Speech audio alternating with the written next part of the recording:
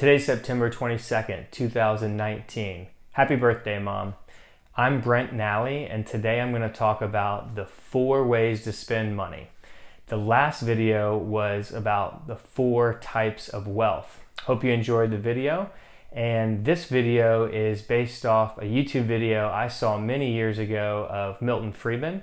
I'll have a link in the description below. Milton Friedman was a famous economist who has taught me so much over the years. So this is my way of paying it forward, and I'll put a little spin on this video for 2019 and relate to how it can improve you and also how it can improve our society as well. My mission is to help you break bad habits and help you create new healthy habits that will make you the best versions of yourself.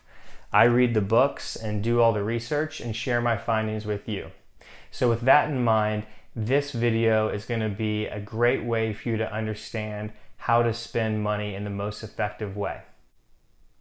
Before I lay out the 4 ways to spend money, I want to let you know that economists have studied this for decades. So these are not my opinions. These are very clear facts that have been studied by various economists over many institutions and many decades. So this is information that will hopefully improve your life drastically and help you spend money more effectively.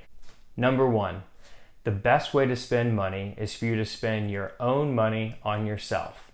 If you think about it, when it's your own money, you're very careful with how you spend it compared to spending somebody else's money. And then if you're spending that money on yourself, nobody knows you more than yourself, except for maybe Amazon, Google, Facebook, the big tech companies. So the second way to spend money is for you to spend your own money on somebody else, like giving a gift. So today's my mom's birthday. If I get her a gift, then she might enjoy it or she might not. She might smile and say, "Oh, thanks," but really she's like, I'm not going to use this. So you can see how this isn't the most efficient way to spend money all the time. However, these rules are not completely hard set. So sometimes you could be super frugal and you're not buying something that you might need, and somebody might give you that gift and you might really enjoy it and like it. The third way to spend money is for you to spend somebody else's money on you. So the example here would be if you work at a corporation and you have an expense account, maybe you're going out to dinner and you have a $50 expense account. You're probably going to be inclined to spend up to that $50 because it's not your money. It's the company's money, and you want to spend as much as you can on you to get the value out of it. Maybe not. Everybody's a little bit different, and remember, these rules aren't true 100% of the time, but you can hopefully understand the point that you're probably not going to be as frugal with that money when it's not yours and you're spending it on yourself. The fourth and final way for you to spend money is to spend somebody else's money on somebody else. This is generally speaking how governments spend money, and this is the least efficient way to spend money. Because you can understand that we're completely removed from the scenarios of the individual. So if you have somebody in an office who is spending somebody else's money, taxpayer collected money for example, on other people, they might not know all the things that these people actually want when they're creating a good or a service or a product.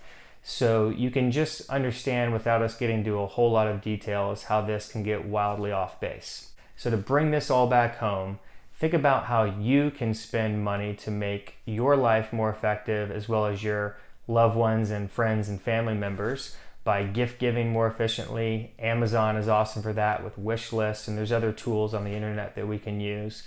But then also think about how technology has changed our lives dramatically and will continue to. I believe that we're still in the very beginning phases of the internet, and that throughout the next 20 to 30 years, we'll see even more dramatic change in how we run our global society and the impact of entrepreneurism and technology.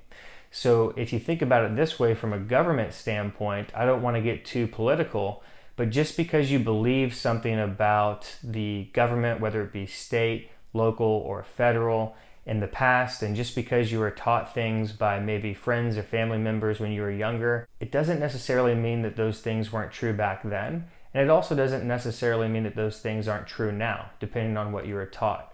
All I'm asking you is to audit your own thoughts and your beliefs about how you spend money on yourself and how others spend money on you and how we are connected as individuals and social groups and small groups.